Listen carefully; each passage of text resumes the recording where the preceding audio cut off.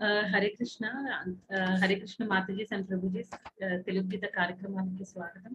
ఈరోజు మనం కార్యక్రమాన్ని ప్రారంభించే ముందు జగన్నాథ స్వామి ఆశీస్సులు తీసుకుని ప్రారంభిద్దాం.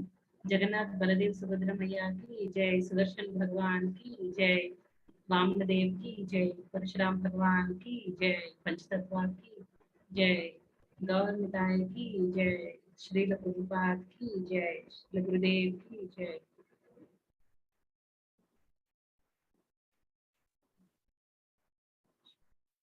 प्रार्थना। ओम अज्ञानतिमिरन्धस्य ज्ञानाञ्जनशलाकया चक्षुरुन्मिलितं येन तस्मै श्रीगुरवे नमः। नमो विष्णुपादाय कृष्णप्रेष्ठाय भूतले श्रीमते भक्तिवेदान्त स्वामिनिति नामिने। नमस्ते सारस्वते देवे गौरवाणी प्रचारिणे निर्विशेष शून्यवादी पाश्चात्य देशतारिणे। जय श्री कृष्ण चैतन्य प्रभु नित्यानंद श्री अद्वैता गदाधर श्रीवासादि गौर भक्तवृंद। हरे कृष्णा कृष्णा कृष्णा हरे हरे, हरे राम राम राम हरे हरे.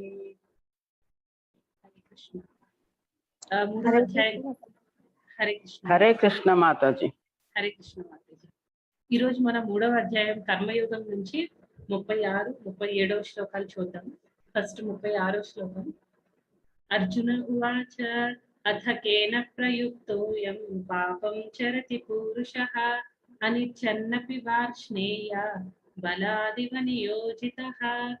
అర్జునుడు పలికెను, ఓ వృష్ణి వంశ సంజాతుడా, అనిష్టముగానైనను బలవంతముగా నియుక్తమైన వాని వలె మనుజుడు దేనిచే పాపకర్మలను చేయడు ಎಂದು ప్రేరేపింపబడుచున్నాడు. 37 శ్లోకం. ముందు 2 శ్లోకాలు చదివేసి ఆ తర్వాత మాతాజీ 37 లేదు, మీరు చదివండి మాతాజీ. ఓకే. 37.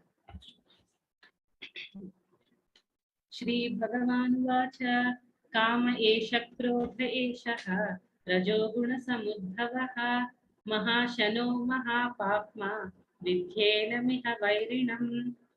దీనిలో 36వ శ్లోకంలో ఏం చెప్తున్నారంటే భగవంతుడు అంటే ఇక్కడ అర్జునుడు క్వశ్చన్ అడుగుతున్నాడు అనమాట. ఆ తర్వాత చాలా శ్లోకాల తర్వాత మళ్ళీ అర్జునుడు క్వశ్చన్ అడగడం జరిగింది. ఏమని అడుగుతున్నారంటే అథకేన ప్రయుక్తోయం పాపం చరతి పురుషః అని. అంటే దేని వల్ల మనిషి దేని వల్ల పాపకర్మాలు చేయడానికి ప్రేరేపింపబడుతుంటారు. పురుష అంటే ఇక్కడ మనిషి అని అర్థం. తర్వాత ప్రయుక్తోయం అని అన్నారు కదా, అంటే అదేంటంటే ప్రేరేపింపబడ్డం అనమాట. ఇక్కడ ఓవరాల్ గా మీనింగ్ ఏం చెప్తున్నారంటే ఇష్టం లేకపోయినా సరే, అనిష్టముగానైనా సరే బలవంతంగా కొన్నిసార్లు మనం పాపకర్మాలు అంటే మనుషులు పాపకర్మలు చేయాల్సి వస్తుంది. అది ఎందుకు అలా జరుగుతుంది, దేనివల్ల మనిషి ప్రేరేపింపబడి అలా ప్రవర్తిస్తాడు అని అర్జునుడు అడుగుతున్నాడు అన్నమాట. మామూలుగా అసలు ఇక్కడ పాపం అంటే ఏంటి? పాపం అంటే మన శాస్త్రాలు చెప్పిన దాన్ని బట్టి అయితే పరపీడనం పాపం అంటారు. తర్వాత పరోపకారం పుణ్యం అని అంటారు అనమాట. అంటే ఏంటి? వేరే వాళ్ళకి బాధ కలిగించేది పాపం అవుతుంది. అలా వేరే వాళ్ళకి పరులకి సంతోషం కలిగించేదాన్ని పుణ్యం అంటారు అనమాట. అయితే ఇక్కడ ఏంటంటే ఇప్పుడు మనం న్యూటన్స్ 3rd లా ఉంది కదా, for every action there is an equal and opposite reaction అని. మనం చేసే చర్యకి ప్రతిచర్య అనేది కంపల్సరీ ఉంటుంది. అంటే మనం పాపాలు ఎంత ఎక్కువ చేస్తే మనకి అన్ని కష్టాలు వస్తూ ఉంటాయి. అయితే ఇక్కడ అర్జునుడి క్వశ్చన్ ఏంటంటే దేని వల్ల ప్రేరేపింపబడతాడు మనిషి అని అడుగుతున్నారు. ఇప్పుడు మనం కొన్ని ఎగ్జాంపుల్స్ తీసుకున్నాం అనుకోండి. ఇప్పుడు అజామిలుడి ఎగ్జాంపుల్ తీసుకున్నాం అనుకోండి. అజామిలుడి ఎగ్జాంపుల్ లో ఏమైంది? అజామిలుడికి తెలుసు అక్కడ, అంటే అజామిలుడికి తెలుసు ఒకవేళ తను వేష్య సాంగత్యం తీసుకుంటాడు, రూపవతి గుణవతి అయిన భార్య ఉన్నప్పటికీ కూడా అజామిలుడు ఏం చేస్తాడు అంటే వేష్య సాంగత్యం తీసుకుంటాడు కదా, దానివల్ల ఏమవుతుంది అతను పతనానికి దారి తీస్తుంది అనమాట. అక్కడ అజామిలుడికి తెలియదా? కంపల్సరీ తెలుస్తుంది. కాకపోతే ఏంటంటే ఇంటర్నల్ గా ఏదో ఫోర్స్ అతన్ని అలా ప్రేరేపించింది అనమాట. దానివల్ల అతను అలా చేయాల్సి వచ్చింది. అయితే ఇక్కడ అర్జునుడి క్వశ్చన్ ఏంటి అంటే ఏంటి ఆ ఫోర్స్, ఎవరు అలాగా ప్రేరేపిస్తున్నారు మనిషిని పాపకర్మలు చేయడానికి అని అడుగుతున్నారు. సపోజ్ ఒకవేళ దొంగలు ఉన్నారనుకోండి, దొంగలకి కూడా తెలుసు మన స్టేట్ ఆ పర్టికులర్ ఆ రాష్ట్రంలో లేకపోతే దేశంలో ఉన్న లా అండ్ ఆర్డర్ అనేది ఆ దొంగలకి తెలుసు. అయినా సరే వాళ్ళు ఏం చేస్తారు, దొంగతనం చేయకూడదు అని వాళ్ళు కొన్నిసార్లు అనుకున్నా సరే, పాపం నేను చేయకూడదు, దీనివల్ల నాకు నష్టం జరుగుతుంది అని తెలిసినా సరే వాళ్ళు పాపకర్మలు మళ్ళీ మళ్ళీ చేస్తూ ఉంటారన్నమాట. అదంతా దేని వల్ల జరుగుతుంది అని అర్జునుడు అడుగుతున్నారన్నమాట ఇక్కడ శ్రీకృష్ణ పరమాత్మని. దానికి 37వ శ్లోకంలో కృష్ణుడు చెప్తారన్నమాట దేని వల్ల జరుగుతుంది అనేది. దాని ఏంటి చెప్తున్నారు అంటే ఇక్కడ కృష్ణుడు శ్రీకృష్ణ పరమాత్మ ఏం చెప్తున్నారంటే కామ ఏష క్రోధ ఏష రజోగుణ సముద్భవ. కామము క్రోధము అనేవి కారణాలు అన్నమాట. ఇవి దేని నుంచి ఉద్భవిస్తున్నాయి, రజోగుణం నుంచి వస్తున్నాయి. ఈ త్రిగుణాలు, రజోగుణం అనేది త్రిగుణాల్లో ఒక గుణం కదా, సత్వ రజోగుణం అండ్ తమోగుణం. ఈ మూడు ఏంటంటే త్రిగుణాలు కిందకి వస్తాయి కదా. ఈ మూడు పార్ట్ ఆఫ్ భౌతిక ప్రపంచం కదా. ఎప్పుడైతే మనిషి ఈ భౌతిక ప్రపంచంలోకి ఎంటర్ అవుతారో యాక్చువల్ గా మనిషి ఏంటంటే మనందరికీ తెలుసు అనమాట. అంటే ఇక్కడికి రాక ముందు అంటే మనందరం భగవంతుని అంశలమని, తర్వాత మన నిజమైన స్థితి ఏంటి అంటే భగవంతుని సేవకులము అనే విషయం మనకి తెలిసినా సరే మనం ఏం చేస్తామంటే ఎప్పుడైతే ఈ భౌతిక ప్రపంచంలోకి వచ్చి ఈ త్రిగుణాలలోకి వస్తామో, కాంటాక్ట్ లోకి వస్తామో, అప్పుడు ఏమవుతుందంటే మనం అన్ని మర్చిపోతాం అన్నమాట.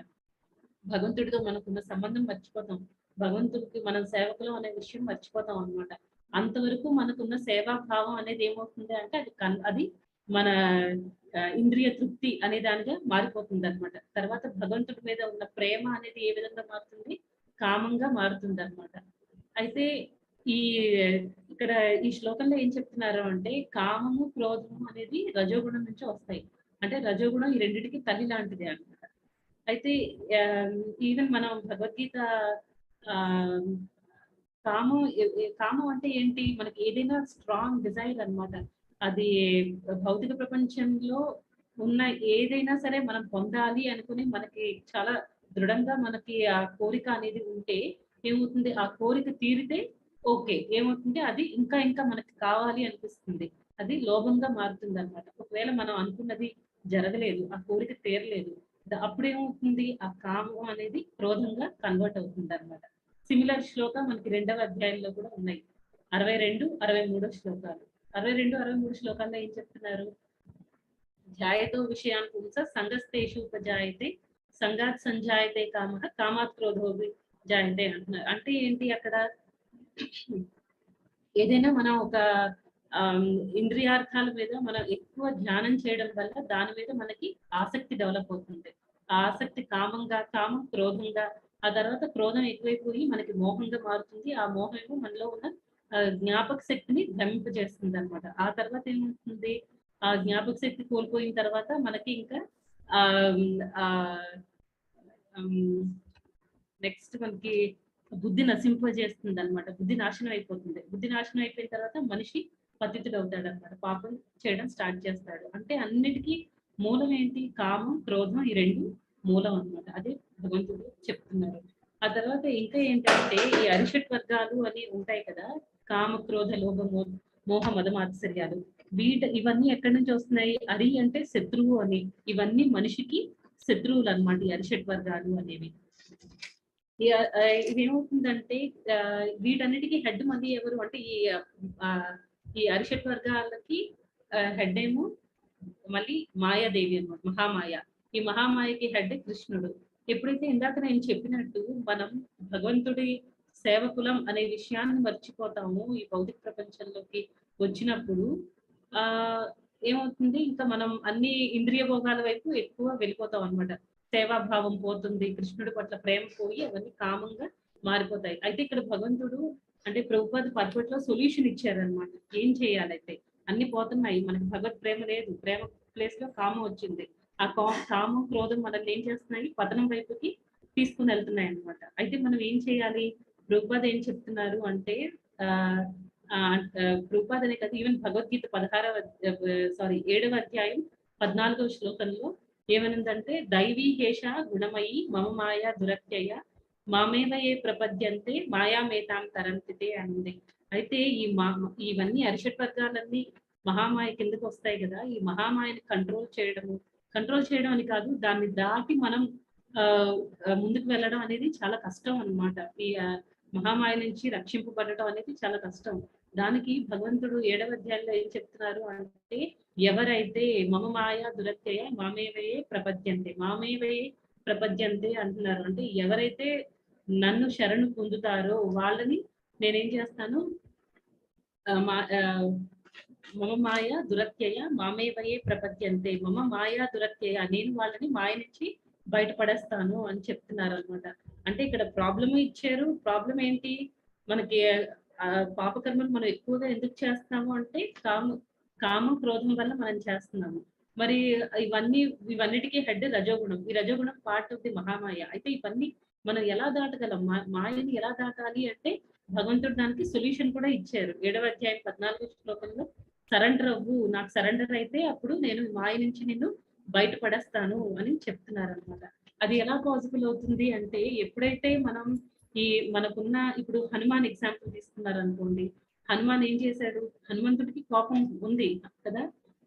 అయితే హనుమాన్ ఏం చేశాడు అంటే ఆ కోపాన్ని అనవసరమైన విషయాల్లో వాడలేదన్నమాట. రావణుడి దగ్గరికి వెళ్ళాడు, చక్కగా రావణ వద్దు, సీతమ్మ మనకి అమ్మ లాంటిది, తల్లిని చెరపట్టకూడదు, వదిలేయి అని చెప్తే వినడు రావణాసురుడు.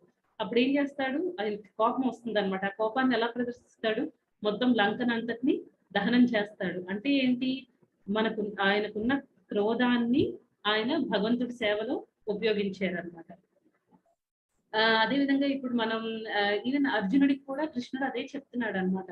ఈ శత్రువులందరినీ నీకున్న కోపాన్ని నువ్వు ఈ శత్రువుల్ని జయించమని నేను చెప్తున్నాను. అంటే నా సేవలో నువ్వు వాడు నీ కోపాన్ని అని చెప్తున్నారు అనమాట. అదే విధంగా మనం కూడా ఏంటంటే మనకున్న ఈ డిజైర్స్ ని వాటన్నిటిని మనం అన్నిటినీ కృష్ణుడి సేవలో వాడగలగాలన్నమాట. ఎప్పుడైతే మనం కృష్ణుడి సేవలో వాడతామో, ముందు శ్లోకాల్లో నేర్చుకున్నాం కదా, ఎప్పుడైతే మనం మన కోసం, మన ఇంద్రియ తృప్తి కోసం వాడతామో అవన్నీ మనకి కర్మబంధనాన్ని ఏర్పరుస్తుంది అనమాట. ఒకవేళ మనం కృష్ణుడి సేవలో కనుక వాడితే కర్మబంధన అనేది మనకు ఉండవు, అన్నిటి నుంచి మనకి విముక్తి లభిస్తుంది. తర్వాత మనం భగవద్ధామానికి చేరుకోవడానికి కంప్లీట్ గా మనం ఎలిజిబుల్ అవుతాం అనమాట, అర్హత పొందుతాం. అది ఆ తర్వాత ఇంకా ఏం చెప్తున్నారంటే, ఇప్పుడు మనకి ఏదైనా రోగం వచ్చింది అనుకోండి, ఆ రోగం వస్తే ఏం చేస్తాం, మనం పథ్యం చేస్తాము, ప్లస్ మనం ఆ రోగానికి ఏదైనా మందు వాడతాం కదా. ఆ పథ్యం అనేది ఏంటి, భగవంతుడి ప్రసాదం తీసుకోవడం అనమాట. అయితే మనకున్న ఈ చాలా ఇంద్రియాలు ఉన్నాయి.